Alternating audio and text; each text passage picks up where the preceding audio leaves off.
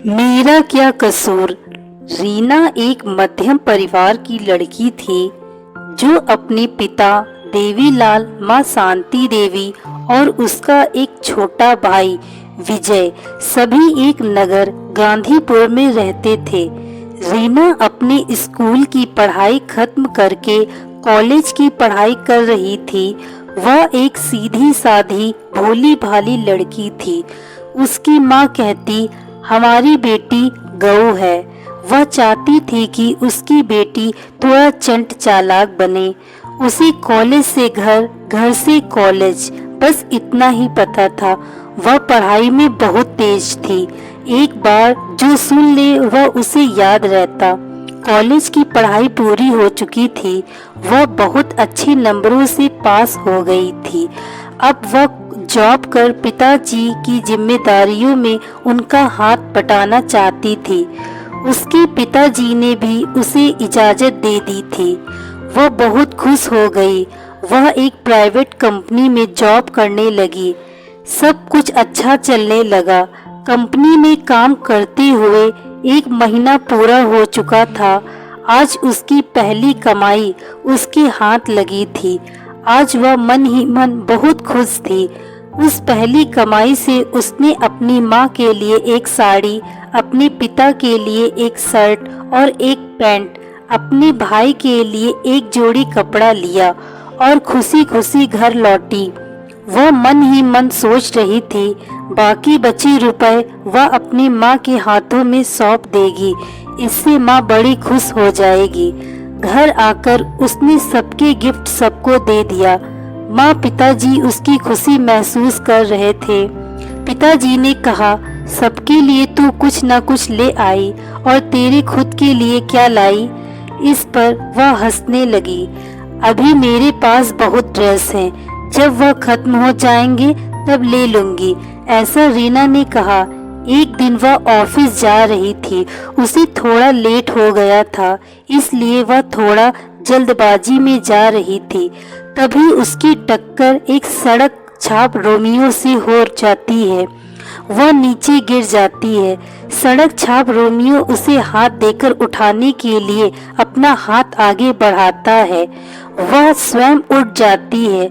वह उसे सॉरी कहते हुए आगे बढ़ जाती है। वह रोमियो उसे जाती हुए देखता रहता है। वह मन ही मन कहता है, वाह क्या लड़की है। उसका मन उसे अपना बनाने की सोचता है। अब वह हमेशा उसकी राहों में नजरें गड़ाए बैठा रहता है। उसके देखते ही उसके पीछे पीछे चलकर उसके ऑफिस के गेट तक पहुंचता है।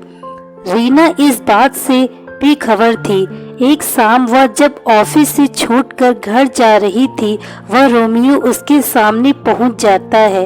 अपने प्यार का इजहार कर रीना को पूछता है, तुम्हारा क्या ख्याल है मेरे बारे में? रीना उसे देखकर घबरा जाती है। वह उससे बचकर आगे निकल जाती है और दौड़कर अपने घर पहुंच जाती है।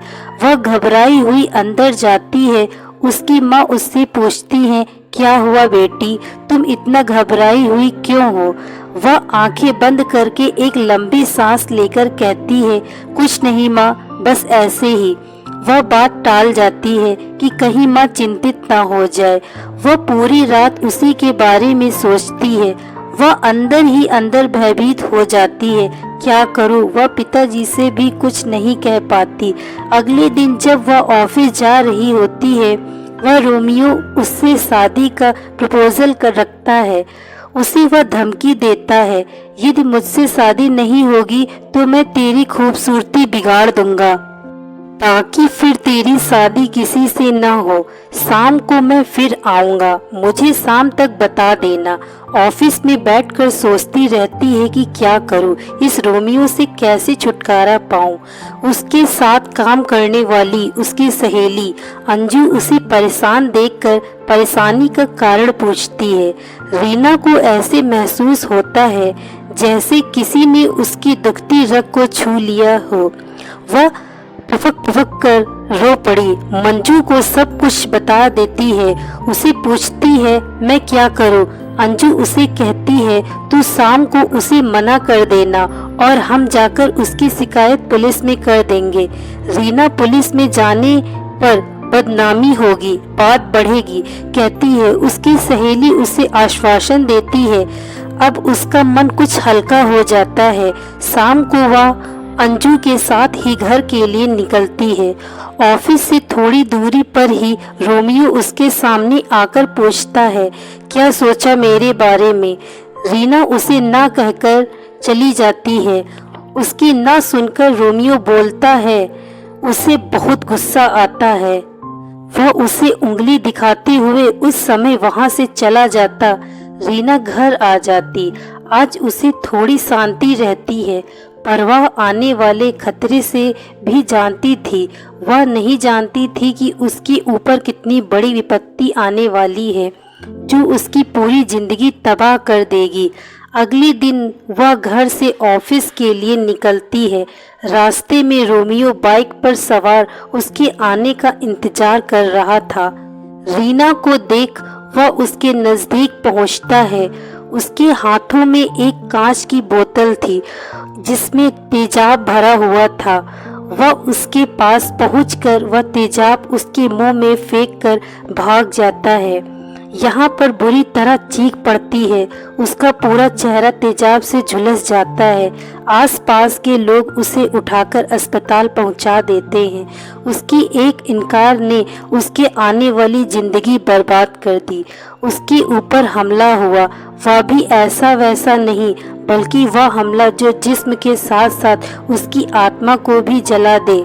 शरीर का घाव तो कुछ समय बाद सही हो जाएगा, पर उसका दर्द पूरी जिंदगी दर्द देता रहेगा। उसके माता पिता को जब पता चला तो वे अस्पताल पहुंचते हैं। उसके चेहरे में पट्टियां लगी थी। अब वह पहले से ठीक थी, पर दर्द से कराह रही थी। उसकी माँ उसे देखते ही रो पड़ी। पिताजी को भी बड़ा दुख हुआ। कुछ दिनों बाद उसकी पट्टी खुलनी थी। डॉक्टर उसे इस पल के लिए उसका मनोबल बढ़ा रहे थे, उसे धैर्य दे रहे थे। आज उसकी पट्टियां खुल गई। डॉक्टर ने उसे दर्पण दिखाने से पहले उसे समझा दिया था, तुम्हें धीरज से काम लेना होगा। उसने जैसे ही दर्पण देखा, उसके मुंह से भयंकर चीख निकल पड़ी। उसकी शक्ल बिगड़ चुकी थी। रीना उस दर्दनाक सुबह की एक भयानक कहानी बनकर रह गई थी। उसके पिता ने उसे समझाने की बहुत कोशिश की। उसने अपने पिता से कहा, भगवान ने मुझे यह कैसी सजा दे दी, जिसमें मेरा क्या कसूर था? मेरा तो इतना ही कसूर था कि मैंने एक आवारा लड़के को शादी करने से मना कर दिया था। उसने मेरे इस ना के बदले मेरी पूरी जिंदगी बर्बाद कर दी। रीना उस दर्दनाक पल को याद कर बुरी तरह कांप गई थी। पुलिस ने उस रोमियो को पकड़ लिया और उसे जेल हो गई। रीना के माता पिता उसे घर ले आए। अब वह इस हादसे से उबरने की कोशिश करने लगी, पर जब भी आईना देखती, यह हादसा उसके जहन में याद बनकर रह गया। वह इस हादसे को भुला ही नहीं पा रही थी। दोस्तों, मैं इस कहानी से आप सभी से बस एक ही बात कहती हूँ कि ऐसी कंडीशन आने पर आप अपने घर में जरूर बताएं। Thank you so much. कहानी अच्छी लगी हो तो चैनल को सब्सक्राइब